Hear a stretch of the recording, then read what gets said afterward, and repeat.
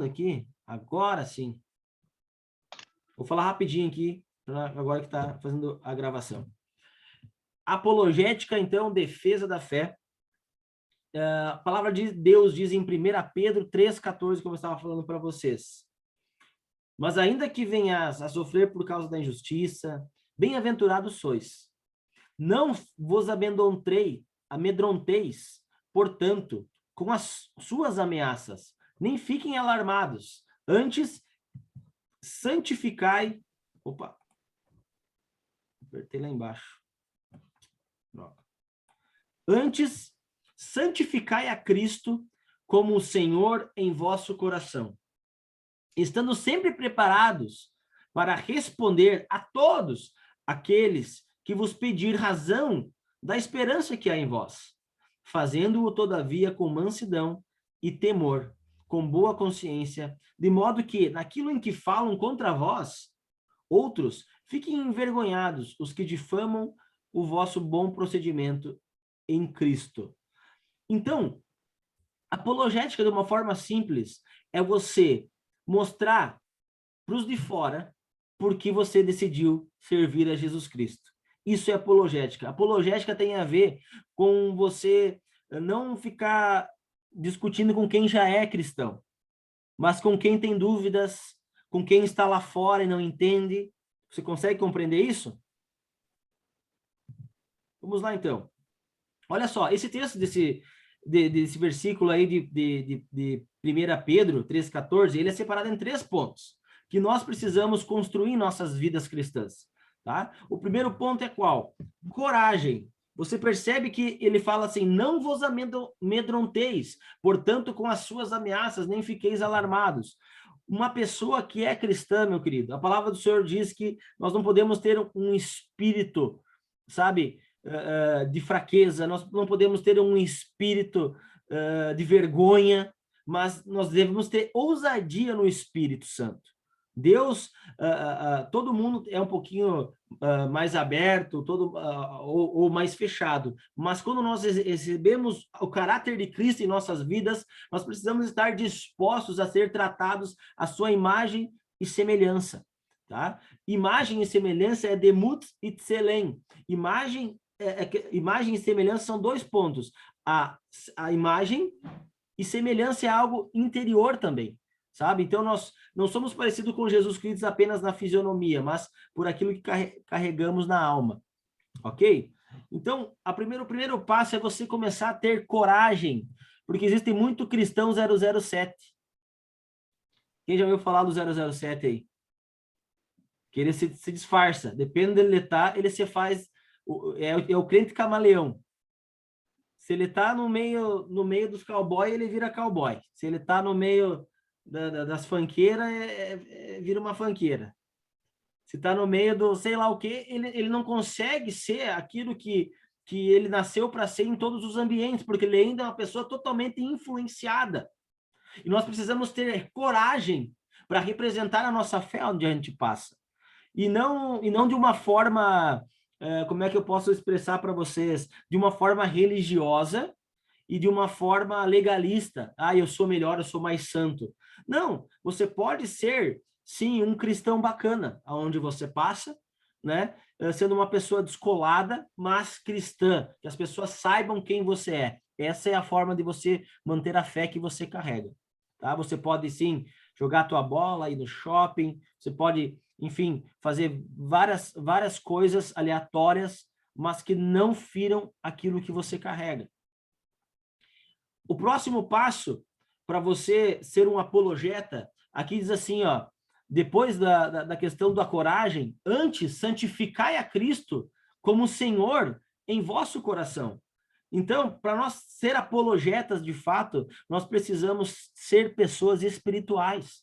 Nós precisamos buscar a presença de Jesus. Nós precisamos, não podemos ser mentirosos, não podemos...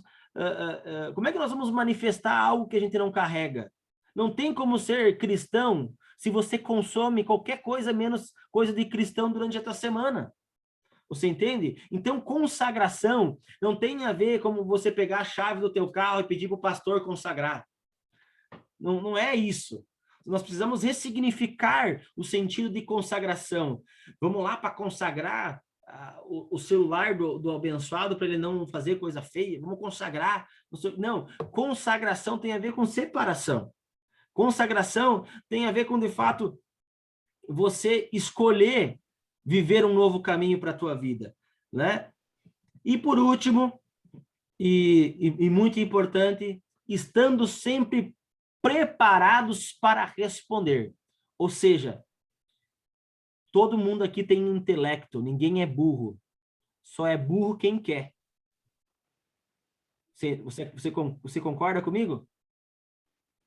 Ainda mais na era da tecnologia. Só que o problema é que hoje, eu estava comentando que nós estamos vivendo a geração dos homeninos, que preferem ficar, trabalham, fazem a sua parte de adulto, chegam em casa e querem jogar joguinho toda hora. Está entendendo? Tem adolescente de 50, de 40 anos hoje. E isso precisa ser transformado em nossos corações. E das meninas, talvez vocês podem se perguntar o que eu estou fazendo que eu ainda não, que ainda me remete à minha infância, que eu preciso mudar. Eu preciso assumir a minha postura de mulher na casa, a minha postura de mulher em todos os âmbitos. Está entendendo? Então aqui fala, estando sempre preparados para responder a todo aquele que vos pedir razão da esperança que há em vós. Então, eu não estou aqui exigindo de vocês algo que a Bíblia não exige. Sabe, infelizmente, a religião cristã não é uma religião de ir no culto de domingo só. A religião cristã é algo para você inculcar na sua cabeça diariamente, senão, meu irmão, você nunca vai viver aquilo que Deus tem para a tua vida. Você nunca vai ser uma pessoa feliz na igreja. Sabe? Você ir uma vez por semana no culto não vai transformar o teu lar, não vai transformar a tua mente. É uma mentira você achar que simplesmente por decidir começar a ir no culto de domingo e viver uma vida totalmente fora dos parâmetros que Deus te pede durante a semana, vai mudar alguma coisa. Jesus tem a ver com construção, Jesus tem a ver com hábito, com estilo de vida diário, como eu sempre falo para vocês. Vamos lá, vamos seguir aqui. O que é apologética, né? Que palavra diferente que vocês estão ouvindo hoje. Apologética tem a ver com apologia. No grego, apologeomai. Apologeomai. Que significa o quê? Defesa, resposta, responder, replicar, e também mais usado no Novo Testamento como se defender. Uma das referências aqui que nós temos é em Atos 22:1. Irmãos e pais, ouvi agora a minha defesa perante vós, apologeomai perante vós. Paulo está fazendo uma defesa do seu próprio ministério. Em Atos 24:10, fala assim, sinto-me à vontade para me defender. Também outra palavra grega que aparece no Novo Testamento. Agora, a pergunta que não quer calar, por que eu devo saber defender a minha fé? Primeiro, sabendo defender significa que você conhece. E quem conhece tem menos chance de ser enganado por qualquer tipo de doutrina que não leva de fato para o céu. Você só defenderia o caráter de alguém que você, como eu falei antes, conhece, certo? Então, olha só, se você precisa defender a fé que você carrega, hoje nós estamos vivendo um tempo, quantas religiões que falam que tem Jesus na sua religião hoje? Você já parou para pensar? Antes era tão, antes não era que era mais simples, mas tipo assim, pô, uns adoravam ao Deus Sol, outros adoravam a deusa, não sei, da Artemis, e outros adoravam a Jesus, outros adoravam outra coisa. Hoje nós estamos vivendo um tempo, meus queridos, que se você não conhecer a palavra de Deus, você entra numa furada. Porque existe um Jesus na Umbanda, existe um Jesus na Quibanda, em todas essas religiões africanas aí. Existem, em religiões indígenas, existe Jesus. Os espíritas, também falam sobre Jesus, e tem Jesus como o Cristo. O próprio catolicismo, Jesus. Você entende? Então, não é só porque fala Jesus, é porque é a verdade. Então, é por isso que é importante nós estudarmos e saber em que terreno nós estamos pisando. Você consegue compreender isso? Amém? Vamos seguindo aqui. Olha só, Schopenhauer fala assim, a soma do barulho que uma pessoa pode suportar está na razão inversa da sua capacidade mental. Ou seja, quanto mais alto o tom de voz, menos capacidade mental. Muitos não esperam uma entonação de voz e um eis que te digo. Eles só esperam você responder os porquês. E muitas vezes você não responde o porquê, porque você está preocupada em só ver coisa no Instagram. Os homens estão preocupados em só jogar o joguinho para passar o tempo ou assistir o joguinho. E não tiram tempo específico para a obra do Senhor Jesus. Não tiram tempo específico para estudar a palavra de Deus. A palavra do Senhor diz que ele veio para nos dar vida e vida em abundância. Mas o que é vida em abundância para você? Sabe? Gálatas 2:20 fala assim, não mais vivo eu, mas Cristo vive em mim.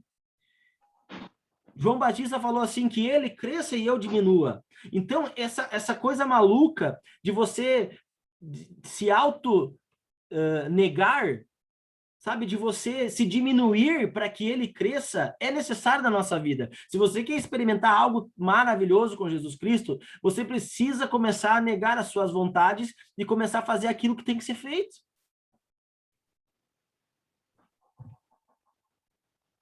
Amém? Segundo, apologética é uma forma evangelística de ganhar aquelas pessoas osso duro de roer, aqueles que têm mais argumentos. Quais são as funções da apologética em relação aos descrentes? Demonstrar a veracidade da fé cristã, defender o evangelho contra ataques que são feitos, desmascarar os falsos ensinos incoerentes, formular uma resposta coerente e convincente que ressalte a força da crença de cristã. A principal função da apologética é a função da pré-evangelização. Agora, eu vou ler mais uma vez o versículo de 1 Pedro 3,15. E por que nós devemos ter apologética? Então, aqui eu vou falar por que através de alguns versículos bíblicos. A Bíblia ordena, antes santifiquem Cristo como Senhor no coração, estejam sempre preparados para responder, e qualquer que lhe pedir a razão da esperança que há em vocês. Na questão lá da época, Pedro ele escreveu, sabe, esse versículo, porque os cristãos estavam passando por situações bem difíceis. Por que vocês chamam Jesus de Senhor, se César é o Senhor? Isso poderia levar eles até para a prisão. Hoje nós não vivemos isso, né? Mas na questão de nós saber da esperança que há em nós e responder às pessoas, muitas vezes nós somos taxados de ignorantes. Botam os evangélicos num cesto só, sendo que há denominações que não mereciam ter o nome de evangélica, porque usam o nome de Deus. Às vezes Martinho Lutero deve se bater lá no caixão, coitado, porque ele levantou uma igreja contra a indulgência, por exemplo. O que eram as indulgências? A Igreja Católica estava começando a cobrar dinheiro para vender terreno no céu para as pessoas. E daí o que acontece? Vem o Edir Macedo e também vende terreninho no céu, que se diz protestante evangélico. Você entende? Então, nós temos que estar muito além da placa da igreja. Nós precisamos estar mais atento ao que a Bíblia diz. Nós precisamos buscar mais conhecimento da palavra para não sermos enganados. Porque a palavra do Senhor diz que o próprio Satanás, ele vem como anjo de luz. Falou em Satanás, já olhou para cá. O próprio Satanás, ele vem como anjo de luz. Então, assim, não é porque diz Jesus Cristo, não é porque diz, aqui nós servimos a Jesus, que é de Jesus. Por isso que nós precisamos buscar mais conhecimento bíblico, ter mais devocional. Irmãos, você é aquilo que você alimenta a tua mente. Você às vezes quer ter uma vida diferente, quer ter a esperança que outros têm, mas você se alimenta de tudo menos de Deus. Você se alimenta de tudo menos da palavra de Deus. Você se alimenta de Instagram, de fofoca, de mil coisas, mas você não consegue se alimentar 10 minutos da palavra de Deus. E você se pergunta, por que que eu não tenho a mesma intensidade que aquela pessoa? Eu sempre digo, Deus não tem filhos prediletos. Deus tem filhos que o buscam mais. Deus tem filhos mais comprometidos. Deus tem filhos mais fiéis. Sabe? E isso é preciso você entender. Deus não ama mais o vizinho. Deus, ele te ama da mesma intensidade, da mesma maneira. A palavra do Senhor diz que Deus amou o mundo de tal maneira que entregou o seu Filho unigênito para que todo aquele que nele crê não pereça, mas tenha a vida eterna. Não tem uma seletividade aí. Mas ele aguarda a tua manifestação. A criação aguarda a manifestação dos filhos de Deus, como a palavra diz. Nós também devemos estar sempre prontos para dar resposta quando o nosso cristianismo for atacado. Sabe? Existiu tantas guerras, no bom sentido, para nos defender e nos livrar de algumas heresias, e hoje nós lidamos com a religião de uma forma tão relapsa, sabe? Tão relapsa. Nós precisamos manter a doutrina, e é o que eu vou falar com vocês no final dessa palavra, aqui não vou falar agora. A palavra de Deus diz também em Isaías 41, 21, Deus, ele nos chama para raciocinar. Exponham a sua causa, diz o Senhor. Apresentem as suas provas, diz o rei de Jacó. Deus, ele não quer que seus seguidores sejam pessoas alienadas de fé cega, mas sim sejam pessoas que possuem suas razões. O cristianismo, ele se inicia por meio de um ato de fé, mas não se mantém apenas em exercer a fé, e sim em termos justificativas racionais. A fé cristã, escuta bem, é uma fé baseada em eventos históricos. Ela é uma fé que possui razões de existir. Agora eu vou mostrar um versículo que está em Atos 2,14, que é uma defesa de Pedro. Porque muitas vezes você se sentiu envergonhado, talvez, eu não sei como é que é teu relacionamento com a fé, mas talvez se sentiu envergonhado, as pessoas te questionando, nada a ver isso aí, por que que você faz isso aí, papapá, e muitas vezes você realmente não sabia dizer de forma bíblica, você só fazia aquilo porque o pastor lá da igreja mandou, tu ficava, tipo assim, no fundo até concordando com a pessoa, pois é verdade, não sei, mas o pastor disse que é assim, tá certo? Então eu tô fazendo assim. Você entende? Você entende? Então nós precisamos ser, não podemos ser essa pessoa. Nós devemos ser como Isaías disse, antes eu te conhecia de ouvir falar, agora eu te conheço face a face. Deus nos dá a oportunidade, com 1000 tipos de Bíblia, 1000 tipos de tradução, para buscarmos conhecimento, né? E infelizmente é capaz de muitos de nós morrer sem ter lido a Bíblia pelo menos uma vez. Isso é preocupante. Isso é muito preocupante porque nós vamos chegar lá no céu e Deus, mas você não falou comigo. E daí Deus pega e fala assim, mas abençoado, eu estava aqui esperando. Porque ele é o verbo que se fez carne, ele é a palavra. Vamos lá, Atos 2,14 diz assim, e outros zombando diziam, estão cheios de cachaça, estão cheios de mosto. Pedro, porém, pondo-se em pé com os 11, levantou a sua voz. Pedro, queridos, era um indouto. Pedro era um indouto, ele não conhecia, como Paulo, por exemplo. Ele era um pescador, ele era ignorante, ele era um cara meio grosso, entendeu? Ele não tinha um conhecimento bíblico. E para você ver como Deus, ele realmente ele não usa lógicas. Ele pegou Pedro, que era um indouto, para pegar para os judeus que eram os sábios. E pegou Paulo, que era um cara totalmente culto e inteligente, para pregar para os gentios. Por quê? Porque é o poder de Deus na vida da gente. É o poder de Deus. Ele mostra, olha, é eu em você. É eu em você fazendo a obra. É eu em você fazendo. Quando você vê aqui falando, Pedro, porém, pondo-se em pé com os 11, levantou a sua voz e disse, homens judeus, e todos os que habitais em Jerusalém, seja vós isto notório, e escutai as minhas palavras. Estes homens não estão embriagados, como vós pensais, sendo a terceira hora do dia significa meio-dia, desculpa, 9 horas da manhã. Mas isto é o que foi dito pelo profeta Joel. Olha só, ele vai lá e defende a fé e aquilo que eles estão vivenciando através da palavra de Deus. Ele não fica... Muitas vezes nós sentimos envergonhados e não temos o que falar para as pessoas. Os caras zombaram. Talvez você já passou por uma situação complicada e não sabe o que responder, mas Pedro foi zombado. Tiraram onda com a cara de Pedro e da sua fé. Porém, através do conhecimento da palavra de Deus, ele fala, viu? Dá uma segurada. Está escrito assim, ó. Lá em Joel está escrito. E nos últimos dias acontecerá, diz Deus, que do meu espírito derramarei sobre toda a carne, e os vossos filhos e as vossas filhas profetizarão, e os vossos jovens terão visões, e os vossos velhos sonharão. E também do meu espírito derramarei sobre os meus servos, e as minhas servas naqueles dias profetizarão, e farei parecer prodígios em cima no céu, e sinais embaixo na terra, sangue, fogo, vapor de fumo. O sol se converterá em trevas e a lua em sangue, antes de chegar o grande e glorioso dia do Senhor. E acontecerá que todo aquele que invocar o Senhor será salvo. Você está entendendo a necessidade de você conhecer a palavra de Deus? Muitas pessoas não conseguem desenvolver a sua fé e duram pouco tempo na palavra, sabe por quê? Porque vivem por sentimentos.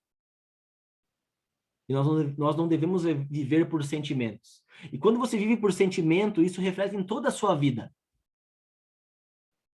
Eu fui para Jesus porque eu senti algo bom. Experimenta fazer isso no casamento, querido. Experimenta casar porque sentiu algo bom. Experimenta você começar um relacionamento porque sentiu algo bom. Daí você só fica no relacionamento enquanto você sente algo. Essa é a cosmovisão. A forma que você acredita na fé que você carrega é a cosmovisão de mundo que você vai viver. Tu consegue compreender isso? Se você foi para Jesus por causa de um sentimento bom que ele te deu e hoje o que te mantém na fé é o momento do louvor que é tão gostoso, todas as outras áreas da sua vida vão ser assim. E nós, como os cristãos maduros, devemos lidar com a fé de uma forma madura. Eu preguei esses dias no culto falando sobre Abba Pai, as pessoas transformam Deus, tipo assim, o papaizinho. Não! Você não é uma criança.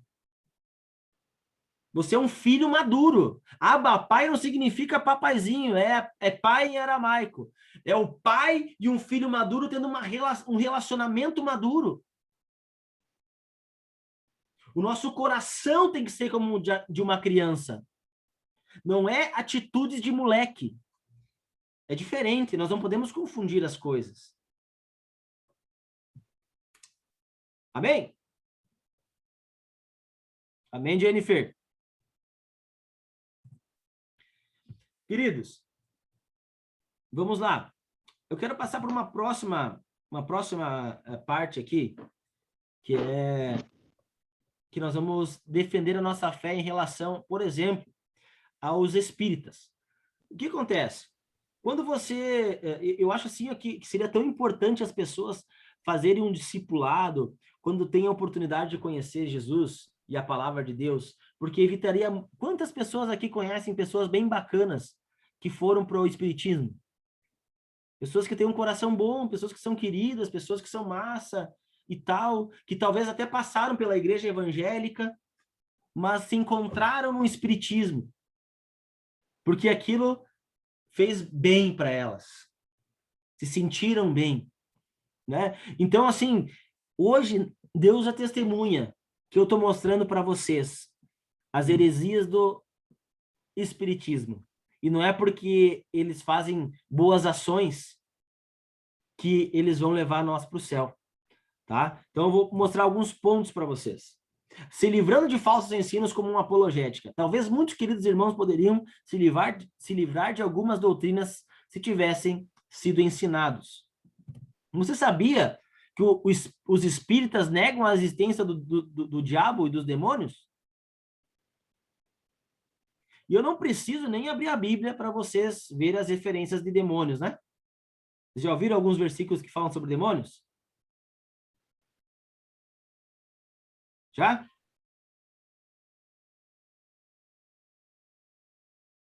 Já?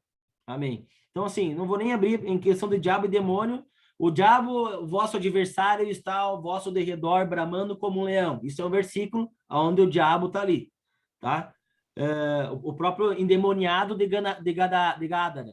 Era um homem endemoniado que estava possesso e Jesus foi lá e libertou ele. Então, na Bíblia, é clara a existência do diabo e seus demônios.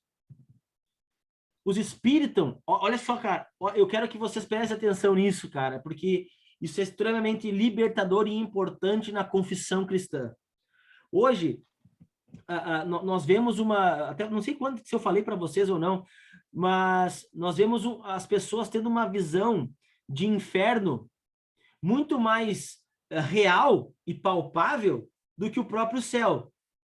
Isso no cristianismo. As pessoas tipo assim, se imaginam num céu todo mundo fantasminha, aquela coisa branca, bem iluminada, e você voando nas árvores, uma coisa meio fantasmagórica, essa visão de céu das pessoas. E uma visão tão palpável de inferno. Sabe? E não é assim. Olha só, os espíritas que acreditam nisso, eles negam a ressurreição do corpo. Eles acreditam você vira um fantasminha. Só que a palavra é clara. E eu vou dar só uma referência, tá bom? Mas são várias referências que você toca no teu corpo aqui, ó, faz assim, ó.